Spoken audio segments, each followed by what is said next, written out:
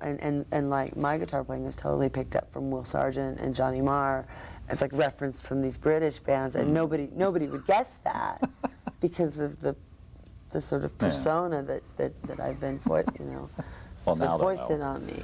Well, I guess now, yeah. Secret's out now. More tears and laughter with Courtney Love coming up next.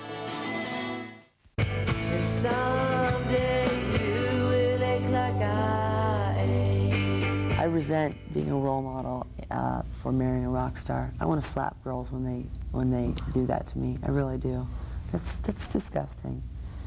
Do people come up and say that to you? They write me letters about it, yeah, and they say it. Or they'll say, you're my hero, and I'll be why, because you have everything. The cosmopolitan dream. Yeah. And look what it did, and great. Yeah, well, I mean, I think that it looked like it was headed for doom anyway, but it didn't feel like it was headed for doom on a daily basis. Courtney Love met Kurt Cobain at a punk club in Portland, Oregon in 1989, and 3 years later they married in Hawaii. While dabbling in heroin, Love became pregnant, which led to sordid, junky mother rumors and even magazine features. To this day, Love insists she stopped taking drugs when she found out she was pregnant. Their baby, Frances Bean Cobain, was born healthy.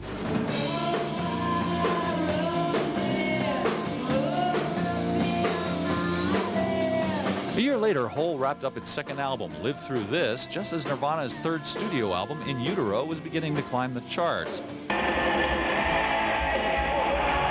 In February of 1994, Nirvana mounted a European tour, but didn't get far before Cobain OD'd on alcohol and pills in Rome one night and went into a coma. Courtney rushed to the hospital and then flew home with her troubled husband. The whole album was finally ready for release, and Love was in Los Angeles for it when Cobain killed himself with a shotgun in the couple's Seattle home. At a memorial vigil a few days later, Love, clearly emotionally devastated, read the assembled fans parts of the suicide note he left behind. I still can't get out the frustration, the guilt, and the empathy I have for everybody.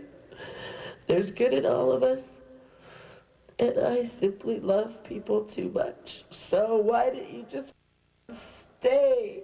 Then came Kristen Pfaff's heroin overdose. If ever there was any glamour in taking drugs, it was wearing very thin. Everyone has read William Burroughs, and there's a part in the movie of Naked Lunch where they ask... Which I wouldn't go see because of my insect phobia. Well, no, you wouldn't like that movie. But there's a part in there where they say to him, well, what's the connection between writing and drugs? And the implication is that it's very close there. And I think a lot of people probably over the years may have been convinced that heroin is a very romantic drug because of Burroughs' work, which is brilliant. But I wonder how many people were steered down the wrong. What do you think about all that stuff now? I think that it's really, really, really wrong to romanticize it. I think that part of romanticizing it is even discussing it, but it needs to be discussed, and I think that I'm an icon for it. I get the feeling. I always read accounts of my wastedness, and I get drunk sometimes. The other night, and it's 9-inch, I was like drunk off my ass, but heroin, that's not something that I do anymore, and I don't know, it's so chic and cool, and everybody approaches it from this very narcissistic approach. I'm the one that can beat it. 6 million junkies are wrong. I'm the one that can do it. It's like, when I grew up, my parents' friends did acid and pot. They didn't die.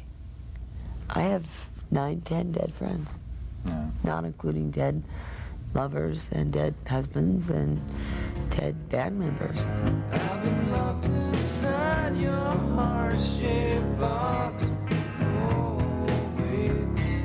I don't think Kurt wants to be standing in a bardo at the gate as the patron saint of drugs. Beautiful losers. Beautiful losers, suicide, and heroin. I don't think Kurt wants to be there.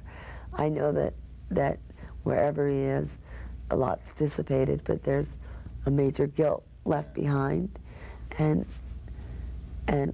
he's got to have his dignity restored and his true